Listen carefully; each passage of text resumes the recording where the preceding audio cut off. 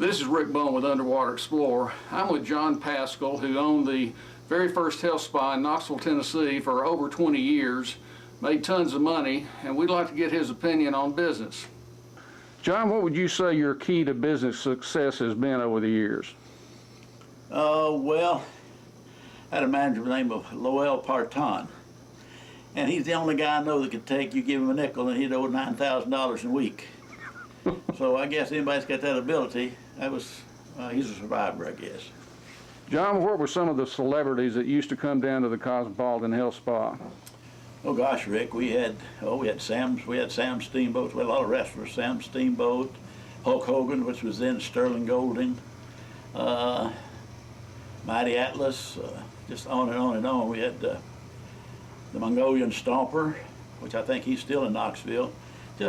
And we had like hockey players. We had a great hockey player named Don LaBelle, and it goes on and on. We had Ed Bailey, baseball player, which just demised.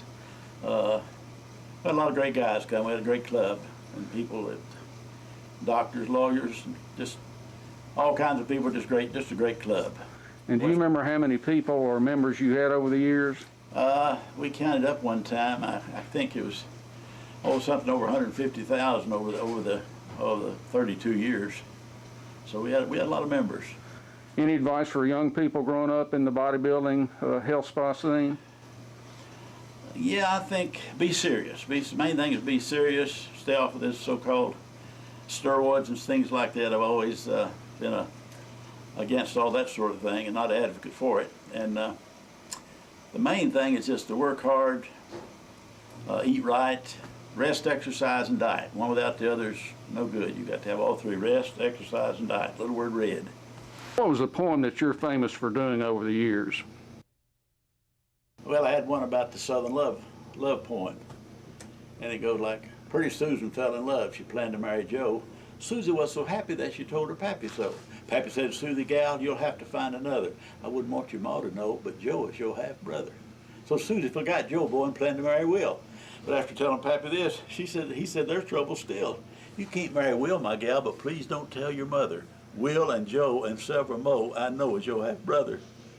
But Mama knew and said, my dear, just do what makes you happy. Marry Will or marry Joe. You ain't no kin to Pappy.'"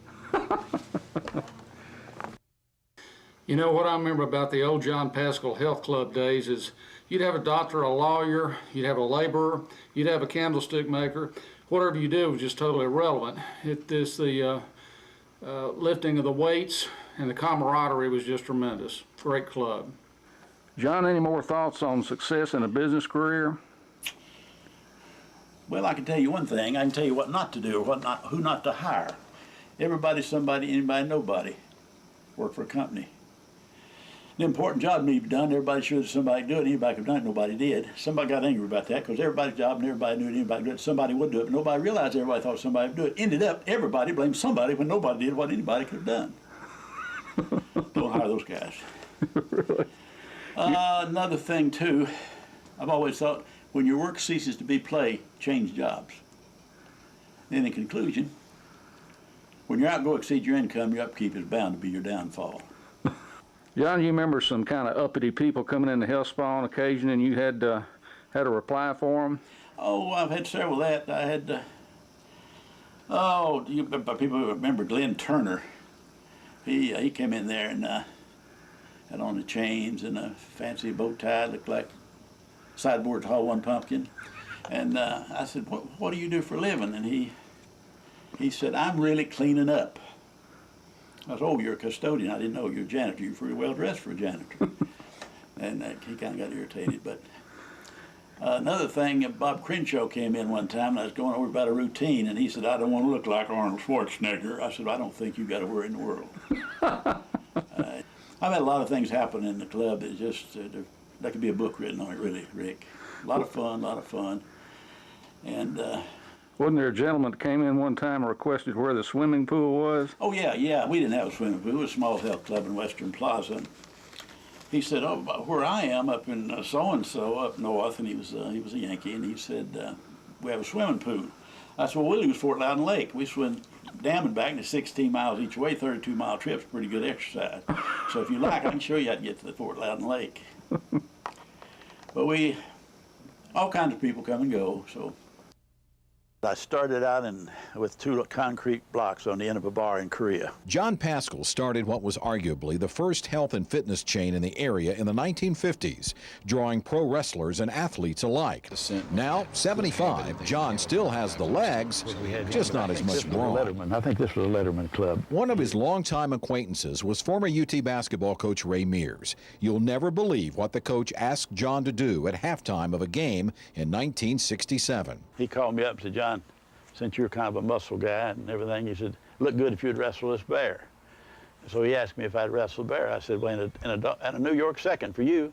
And so they put us on TV the next day, and up on the TV, and they were giving him candy bars and a beer to drink. And Roger Peltz was supposed to be my partner in wrestling, and he didn't show up, and they accused him of being a coward because he's 6'5" and I'm 5'6". No picture or film clip exists of that day, but this is what John faced. Notice it takes 2 referees to control that bear. This video was found on YouTube. Victor the Bear, as he was called, roamed the country with his trainer, wrestling, well, wrestlers. He even made an appearance on the Ed Sullivan Show. What people don't know, when I was walking out across the gym after the game was over, somebody came by, some girl, and slapped me upside the face. I saw stars.